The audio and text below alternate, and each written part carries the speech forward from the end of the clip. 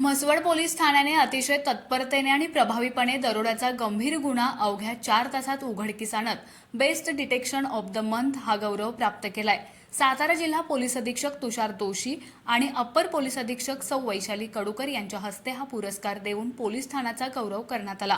Mhaswad police ठाण्यात गुन्हा register number 106/25 अंतर्गत एक गंभीर दरोड्याचा गुन्हा दाखल झाला होता। तक्रारीनुसार 6 ते 7 अज्ञात व्यक्तींनी मोटारसायकलवर येऊन तक्रारदारास बंदूक, तलवार, कोयता व लोखंडी रॉडचा धाक दाखवून 5,12,000 रुपये किमतीचे सोन्याचे दागिने व रोख रक्कम जबरदस्तीने चोरून नेली होती। या गुन्ह्याच्या तपासासाठी सहाय्यक पोलीस निरीक्षक अक्षय सोनवणे यांच्या नेतृत्वाखाली पोलीस पथकाने 25हून अधिक ठिकाणचे सीसीटीव्ही फुटेज तपासले, तांत्रिक विश्लेषण केले आणि रेकॉर्डवरील संशयितांची माहिती घेतली।